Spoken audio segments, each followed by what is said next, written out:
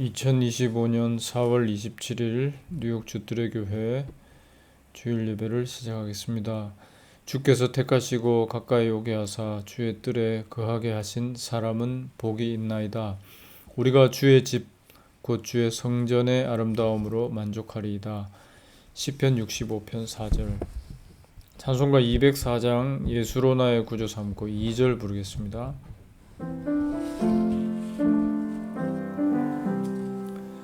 온전히 주께 맡긴 내 영 사랑의 음성을 듣는 중에 천사들 왕래하는 것과 하늘의 영광 보리로다. 이것이 나의 간증이요 이것이 나의 찬송일세. 나 사는 동안 끊임없이 구주를 찬송하리로다. 아멘. 하나님의 말씀은 히브리서 8장 1절입니다. 이제 하는 말에 중요한 것은 이러한 대제사장이 우리에게 있는 것이라. 아멘. 중요한 것이라는 제목으로 잠시 말씀을 생각하겠습니다.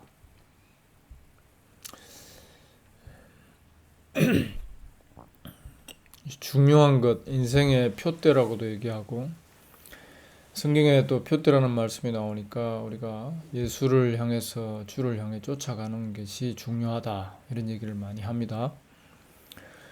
그런데 나를 빼버린다면 의미가 없어지게 되죠. 그래서 예수라는 표대를 정해놨다 하지만 사실 그 표대에 감추어진 내가 있어요. 그래서 나를 향해서 사실 달려가고 있는 겁니다. 예수라는 이름 걸어놓고 복음 걸어놓고 그 안에 나를 감춰놓고 있는 거죠.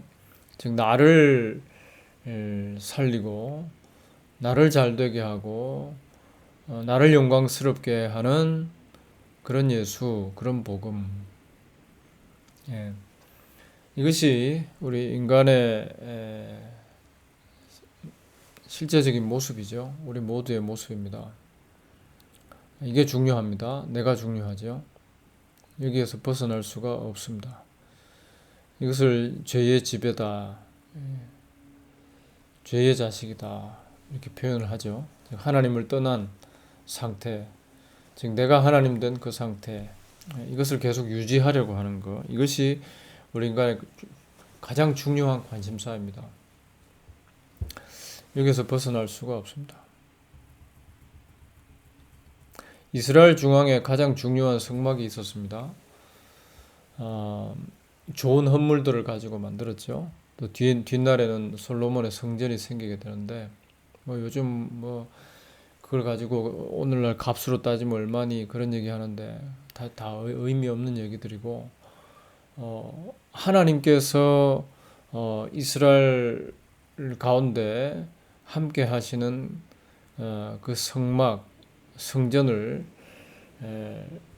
백성들이 드린 좋은 헌물들을 가지고, 구별된 것들을 가지고 만들고, 그리고 흠없는 제물을 희생하고 11조와 헌물을 들여가면서 그것을 유지를 했죠. 이것이 성막이었습니다.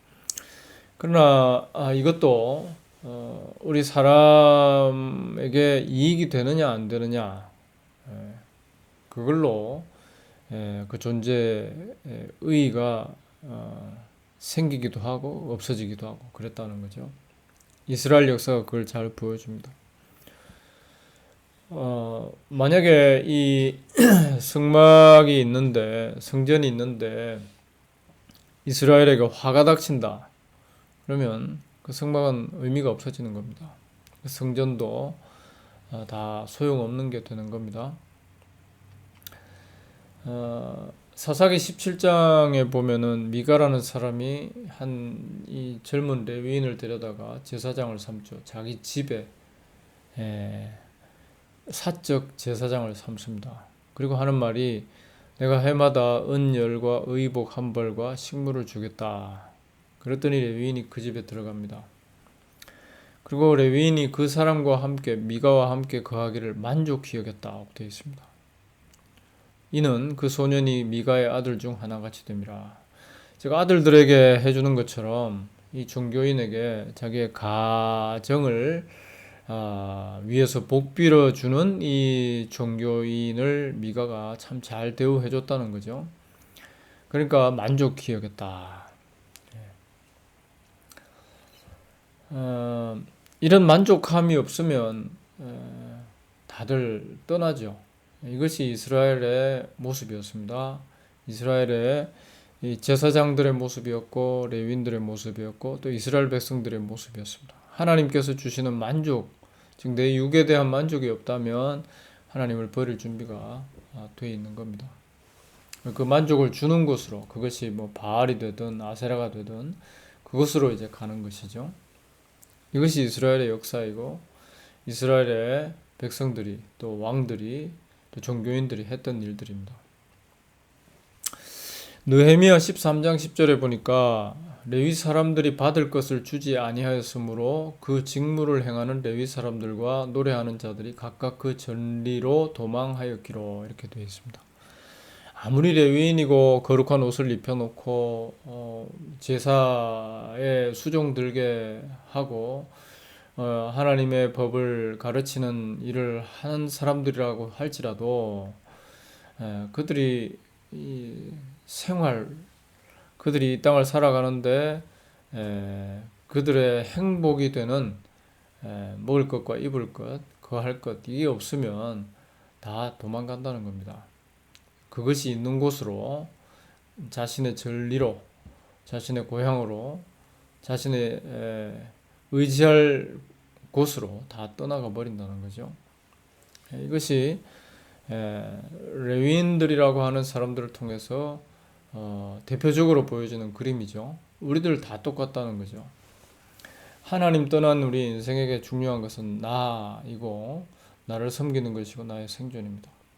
이 푸른 지구에서 참 이 한계를 알 길 없는 이 큰 우주 안에 있는 이 작은 지구에서 그것도 지구에서도 보이지 않는 우리 인간들이 스스로 나는 살아야 되겠다 하고 각자가 하나님 되어 있습니다. 점도 아닌 인간들이 살아야 되겠다. 하나님 되어 있는 상태. 그래서 내게 주목하고 나를 위해서 살기 바쁘기 때문에 하나님과 하나님 아들께서 벌이시는 일에 대해서는 관심이 별로 없습니다. 요한복음 6장 66절의 말씀에 보면은 예수님께서 이 땅에 떡을 쫓는 사람들에게 하늘의 떡에 대하여 말씀을 하셨는데 그게 요한복음 6장의 내용인데요. 이렇게 말씀하실 때 사람들이 이 말씀 어렵다 이러면서 제자 중에 많이 물러가고 다시 그와 함께 다니지 아니했다 이렇게 되어 있습니다. 이 땅의 떡을 좀 말해주시고 채워주시고 더해주시기를 바라는 것이 우리 모두의 관심사인데 하늘 떡 그리고 죽어서 사람들의 생명의 떡이 되실 자신에 대하여서 말씀하시는 예수님에 대하여 사람들은 관심을 갖지 않는 겁니다.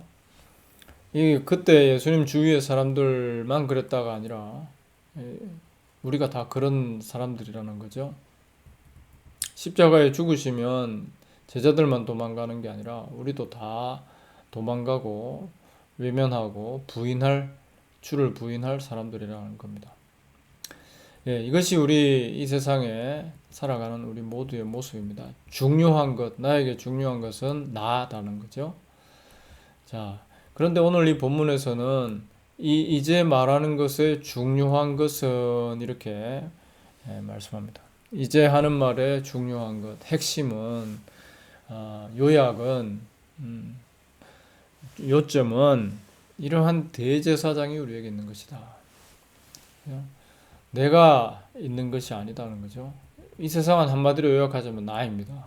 나 빼면 아무 의미가 없어집니다. 그런데 성경의 말씀은, 복음은 이러한 대제사장, 멜기세덱의 반차를 조천 하나님의 아들, 유월절 어린 양으로 희생의 제물이 되신 바로 그분이 이 세상 전체의 요점이다. 요약이 되신다. 핵심이 되신다. 중요한 내용이 되신다. 알맹이가 되신다. 이렇게 얘기하고 있는 겁니다. 그러니 거기에 우리가 끼어들어서 한 자리 차지하려고 하면 안 된다는 겁니다. 요즘 정치가 온 세상에 시끌시끌하죠. 한국도 그렇고 미국도 그렇고. 근데 가만히 보면은 유명한 정치인, 유명한 핵심되는 한 인물이 이 기자들 앞에 서게 되면 그 옆에서 사진에 나오려고 얼굴 들이미는 사람들이 늘 있는 것을 우리가 볼 수 있습니다. 우리 사람들이 예수님 옆에서 그런 짓을 하고 있는 것이죠. 예수님 덕 보겠다. 예수님 한 분이 높아지시고 그분이 중요한 분으로 영광 받으시고 찬송 받으시고 그분만 남는 것, 이것을 견디지 못하는 것이 스스로 하나님 된 우리 인간의 모습, 죄인의 모습이라는 거죠. 그러니 문제가 생기는 겁니다. 예수를 섬긴다, 예수를 높인다 하지만 그 예수는 결국 나를 위한 우상에 불과하다는 거죠. 이제 하는 말의 중요한 것은 이러한 대제사장이 우리에게 있는 것이다. 오직 예수님만 독보적으로 남으시면, 예수님만으로 충만해지면 그것이 복이고 그것이 하나님의 뜻이라는 겁니다. 여기에 대해서 고개가 끄덕여지고 수납이 되는 존재는 이 세상에 없는데, 만약에 그런 상태가 우리 안에 찾아온다면 이건 하나님께서 하신 일이라는 거죠. 성도는 실체, 곧 참 대제사장 되시는 분, 하늘에 있는 것으로서 예전부터 예언되어 오셨다가 이제 모형과 그림자를 대체하시고 실제로 하나님 약속의 알맹이로서 이 땅에 나타나신 그분을 즐거워하는, 그리고 자신은 완전히 정리해버리는, 이게 성도라는 겁니다. 조그만 집에 살아도 왜 이렇게 물건이 많은지, 내 물건이 너무 많아가지고요. 그거 하나하나 정리하려고 해도 그 묻은 손때하며 그리고 또 추억, 기억이 남아있기 때문에 쉽게 정리를 못하는 그런 것을 경험합니다.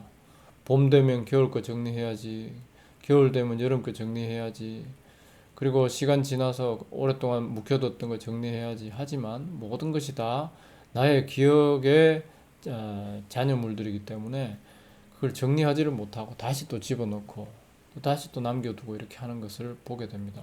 그러나 성도는 새것 되신 분, 참 실체 되신 예수 그리스도 때문에 나를 정리하는 자리에 기적적으로 들어가게 된 사람이다 라고 할 수 있겠습니다. 나는 정리되어야 되는 존재구나. 나는 해고되어야 되는 존재구나. 나는 이제 더 이상 나서 앞에 얼굴 들이밀 필요가 없는 존재구나 하는 것을 발견한 사람이죠. 그래서 아벨처럼 잠깐 왔다가 죽임당해도 감사함으로 받아들일 수 있는 존재가 바로 성도라는 겁니다.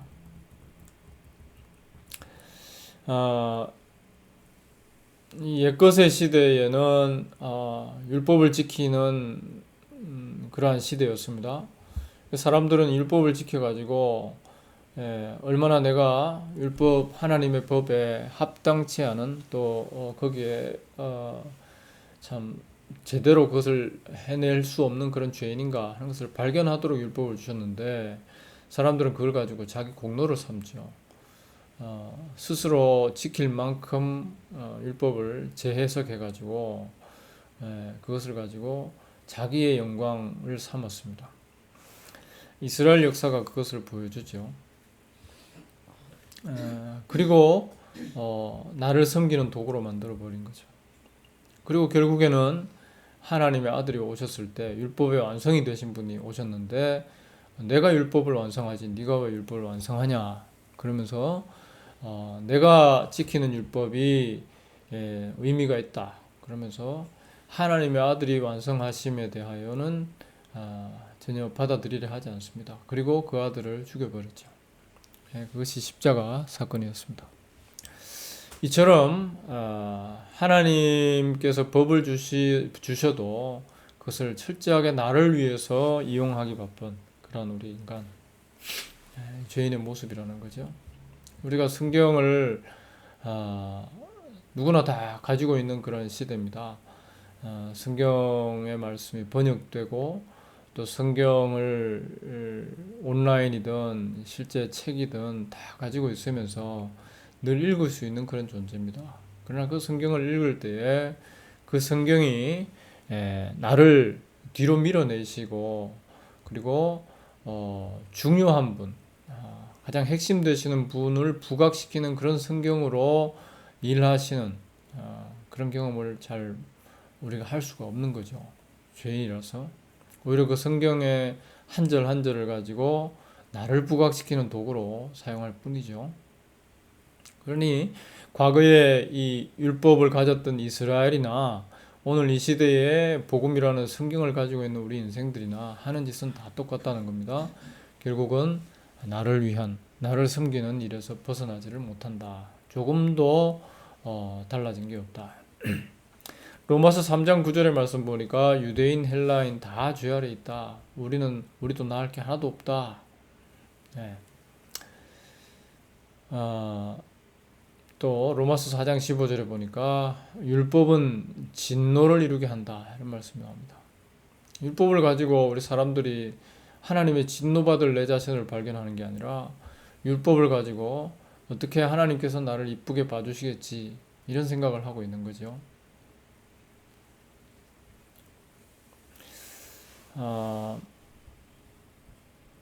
하나님 앞에서 아무나 율법으로 말미암아 의롭게 되지 못할 것이 분명하다. 갈라디아서 3장의 10절로 11절의 말씀에 나옵니다. 아무도 누구도 간에 하나님의 말씀 율법을 가지고 의롭게 될 수 없다. 그런데 사람들은 지금 뭐 합니까? 강단에서도 늘 하는 말이 우리는 할 수 있습니다. 이 말씀을 지켜낼 수 있습니다. 지켜서 복 받읍시다. 그런데 갈라디아서에서 바울을 통해서 하나님 말씀하십니다. 하나님 앞에서 율법으로 말미암아 의롭게 되지 못한다. 오직 의롭게 되는 것은 아들의 피의 공로밖에 없다. 그래서 우리가 성경을 읽으면서 우리는 늘 하나님 앞에 나 섬기기에 바쁜 이 나 섬기는 우상 숭배에 바쁜 나의 자신을 발견하면서 하나님의 말씀조차 나를 위해 이용하고 예수조차 나를 위해 이용하는 이런 나의 죄를 발견하고 전혀 소망이 없는 나를 위해서 십자가의 희생의 제물이 되신 하나님의 아들을 참 감사함으로 감격함으로 바라보게 되어지는 이것이 성도의 모습이라는 거죠. 그래서 성도에게 있어서는 오늘 1절, 2절의 말씀처럼 하늘 위엄의 보좌 우편에 앉으셔서 성소와 참 장막에 부리시는 분, 하늘 위엄의 보좌 우편에 앉으신 예수 그리스도, 성소와 참 장막에서 일하시면서 끊임없이 하나님 앞에 합당한 그 단번의 제사를 내어 보이시는 분, 참 대제사장 예수님 밖에는 소망이 없다. 이게 늘 고백되어지는 사람이 바로 성도라는 겁니다. 그분만이 부각되어지는 경험을 심하다 하는 사람들이요. 예레미야 31장의 말씀 보면 31절로 34절에 일반 이 종교 사학이나 종교 연구가들이 생각해도 참 특이한 점이 나옵니다. 그러니까 과거에 이 기타 근동에 고대 근동에 가장 오래되었다고 하는 그 문명에서 나오는 그 종교의 내용들, 그런 내용들을 보면 다 법을 가지고 이제 하나님의 법, 신의 법, 그걸 따라야 된다 이렇게 나오는데요. 그걸 다 새겨놓고 뭐 이렇게 하잖아요. 근데 여기 예레미야에 보면은 마음에 새긴 언약이라는 표현이 나옵니다. 이게 참 특이하다, 다 그렇게 인정을 하는데요. 마음에 새긴 새 언약. 이렇게 하나님께서 우리 굳어 있는 마음, 즉 내 자신의 공로로 꽉 채워지고 내 자신의 공로만 열심히 새겨놓은, 내 자신의 법만 새겨놓은, 내가 이루어낼 수 있고 또 이루어내고자 하는 내 자신의 생각만으로 꽉 차 있는 우리의 이 굳어 있는 마음에다가 하나님께서 오셔서 새로운 것을 새겨 주신다는 거죠. 다 밀어내 버리시고 다 깨뜨려 버리시고 새로운 판을 하나님이 넣어 주신다는 겁니다. 그것이 마음에 새긴 새 언약입니다. 날이 이르리니 내가 이스라엘 집과 유다 집으로 새 언약을 세우리라. 오늘 8절로 12절을 보면은 히브리서 8장 8절로 12절을 보면 예레미야를 인용해서 이렇게 표현을 했습니다. 전에 저희와 세운 언약과 같지 않다. 전에는 너희가 내 언약 안에 머물러 있지 않았다. 그래서 내가 이제는 내 법을 너희 생각에 두고 너희 마음에 이것을 기록하리라. 이렇게 되어 있습니다. 하나님께서 친히 오셔가지고 하나님의 이 하실 일에 대하여서, 하나님이 직접 이루실 사건에 대하여서 기록해 주신다. 잊지 못하게 하신다. 작은 자로부터 큰 자까지 다 하나님이 하신 일을 인정할 수밖에 없게 만드신다. 이런 내용이 나옵니다. 성도는 바로 그런 일이 벌어진 사람이라고 할 수 있습니다. 내가 나름대로 내 공로 새겨놓고 그거 인정받고 그거 떠벌리면서 자랑하면서 살아가는 그런 즐거움에 있었는데, 이제는 그것이 다 의미 없어지고 하나님께서 새겨주신 은혜, 하나님께서 직접 아들의 피 흘려서 나타내신 그 일, 하나님께서 친히 옛 언약을 밀어내시고 새롭게 기록하신 이 은혜의 법, 하나님의 아들께서 대신 희생의 제물이 되심으로 이루신 그 의, 그것만이 구원이다. 이것을 계속해서 우리 안에 새롭게 집어넣어 주신다는 거죠. 이러한 시대에 이러한 일을 맛보며 살아가는 사람들이 바로 성도라는 겁니다.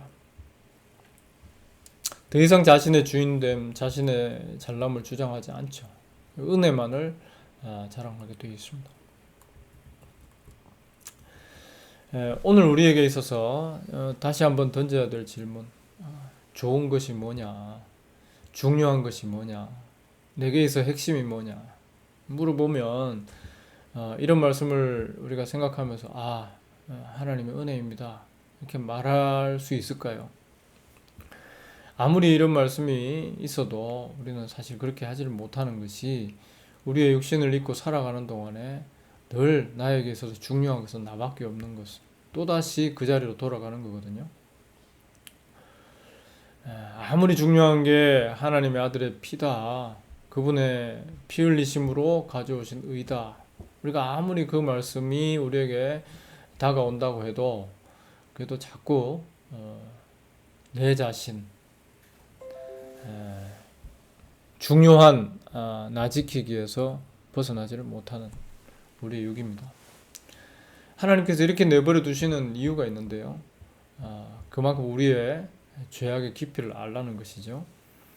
우리가 예수님께서 죽으신 이유, 내 자신의 이 끈질긴 생존 욕구, 이것을 발견하라는 겁니다. 나 섬기기를 쉴 수 없는 우리 죄 가운데 있는 우리의 이 형편을 제대로 파악하라는 겁니다. 평생 파악하라는 겁니다.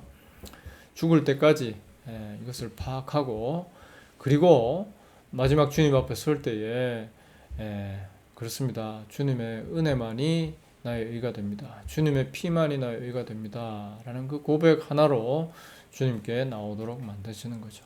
전혀 나를 주장하지 못하는 곳이 되도록 오직 아들만이 남는 아들의 나라에 우리는 그저 아들의 보혈의 공로를 증거하는 도구로만 찬양대로만 서도록 하나님께서 그렇게 일하신다는 겁니다. 그래서 고린도후서 3장 3절에 그리스도인을 그리스도의 편지다라고 이렇게 표현을 하고 있습니다. 그리스도의 은혜를 증거하는 편지된 자들. 내 인생, 내가 살아온 것들 얘기하느라 바쁜 이게 우리 형편이잖아요. 우리가 사람 만나고 또 우리가 모이고 우리가 이렇게 이 사회생활하고 이 사람들의 살아가는 형편 속에 그리스도의 이 죽으심 그걸 얘기하지 않습니다. 얘기할 이유도 없고요. 다만 내가 살아온 인생, 나의 주변, 내 가정, 내 후손, 내 업적 그거 좀 알아달라는 겁니다. 내가 해왔던 일들 그거 좀 알아주고 서로 인정해주고 서로 부추겨주고 서로 격려해주고 이것이 우리 사람들의 모습인데요. 그것이 우리들의 삶이고 그것이 우리들이 모이는 교회이기도 하고 우리 현재의 모습입니다.